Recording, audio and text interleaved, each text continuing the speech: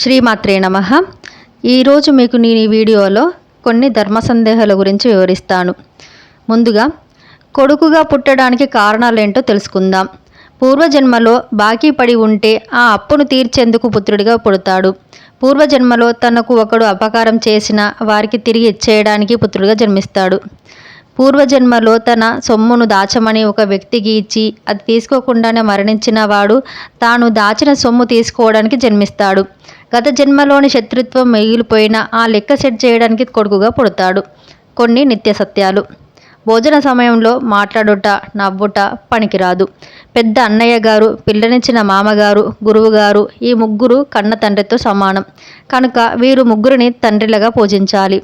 ఒకసారి దీపం వెలిగించాక ఏ కారణం చేతనైనా కొండెక్కిన దీపంలోని వత్తిని తీసివేసి కొత్త వత్తిని వేసి మాత్రమే దీపారాధన చెయ్యాలి. పాత వత్తిని మళ్ళీ వెలిగించరాదు. ఒక చెట్టును నరికే ముందు 3 చెట్లు నాటితే కానీ ఆ దోషం పోదు.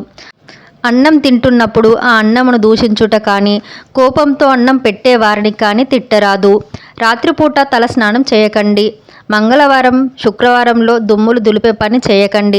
మంగళవారం నాడు ఇంటి దేవుడికి విశేషంగా పూజ చేయండి.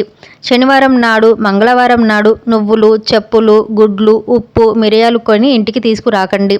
శుక్రవారం నాడు మిరపకాయలు, పెరుగు, ఉప్పు మీ చేతితో ఎవ్వరికి ఇవ్వకండి. అలాగే ఏ రోజు కూడా చేతికి నూనె, గుడ్లు, ఉప్పు ఇంకొకరి చేతి నుండి తీసుకోకండి. కొబ్బరికాయను నీళ్లతో కడిగి కొట్టకూడదు. అది చాలా తప్పు. పీచు ఒలిచేశాక నీళ్లతో కడగరాదు. గణపతి ముందు ఆడవారు గుంజీలు తీయరాదు. శివాలయంలో నందీశ్వరునికి దగ్గరగా దీపారాధన చేయరాదు. కొంచెం దూరంగా ఉంచి చేయాలి. భోజనం చేశాక అదే వస్త్రాలతో పూజ చేయరాదు. పాడైపోయిన, శిథిలమైన దైవపటాలు, విగ్రహాలను కాలువలో కానీ సముద్రంలో కానీ కలపవలను. చిరిగిన లేదా మురికి బట్టలు ధరిస్తే నవగ్రహాలలో ఛాయాగ్రహం రాహువుకి ఆగ్రహం కలుగుతుంది. రాహువు అటువంటి వ్యక్తి ఆరోగ్యానికి హానిని చేయవచ్చు. కనుక శుక్రవారం రోజున శుభ్రమైన దుస్తులు ధరించండి. లక్ష్మీదేవి అనుగ్రహం ఎప్పుడూ ఉంటుంది. ప్రతి శనివారం ఇంట్లో ఉన్న పలిగిన, విరిగిన వస్తువులు పడేయండి. ధనప్రాప్తి కొరకు ఏదైనా అమ్మవారి ఉపాసన చేస్తూ అమ్మవారి దగ్గర ఒక లవంగాన్ని ఉంచండి. ప్రతిరోజు పూజలో శ్రీ సూక్తం తప్పనిసరి చదవండి. అన్నదానం, జలదానం చేసేవారు సుఖమైన మరణం పొందుతారు. గొడుగు, చెప్పులు కలిపి కానీ, గోవును కానీ దానం చేస్తే భయంకర యమ మార్గం సులభంగా దాటగలరు.